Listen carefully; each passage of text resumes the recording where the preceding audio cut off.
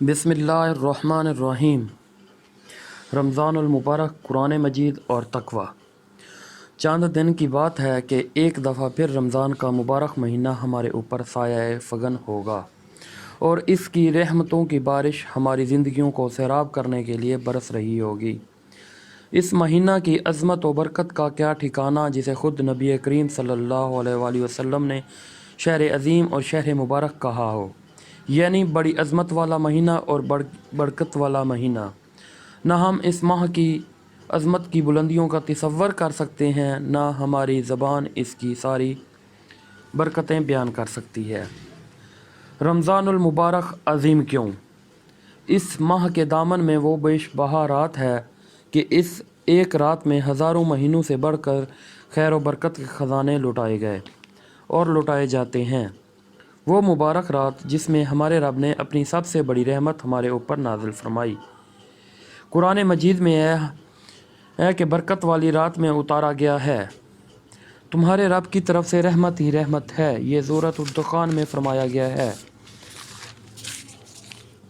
لیکن سچ پوچھئے تو اس ماہ کا ہر روز روز سعید ہے اور اس ماہ کی ہر شب شب مبارک۔ دن روشن ہوتا ہے تو ان گنت بندوں کو یہ سعادت نصیب ہوتی ہے کہ وہ اپنے مالک کی اطاعت اور رضا جوئی کی خاطر اپنے جسم کی جائز خواہشات اور اس کے ضروری مطالبات تک ترک کر کے گواہی دیں کہ صرف اللہ تعالیٰ ہی ان کا رب اور مطلوب و مقصود ہے۔ اس کی اطاعت و بندگی کی طلب ہی زندگی کی اصل بوقت پہ آس ہے اور اس کی خوشنودی ہی میں دلوں کے لیے سیری اور رگوں کے لیے تری کا سامان ہے۔ رات کا اندھیرا چھاتا ہے تو بے شمار بندے اللہ تعالیٰ کے حضور قیام اس سے کلام اور اس کے ذکر کی لذت و برکت سے مالا مال ہوتے ہیں اور ان کے دل شیشے کے چراغوں کی طرح منور ہو کر ایسے جگمگاتے ہیں جیسے آسمانوں پر رات کے ستارے۔ سورۃ النور میں ارشاد فرمایا گیا ہے، جس کا ترجمہ ہے، اس کے نور کی مثال ایسے ہے جیسے ایک طاق میں چراغ رکھا ہو، چراغ ایک فانوس میں ہو، فانوس کا حال یہ ہو کہ جیسے موتی کی طرح چمکتا ہوا تارا۔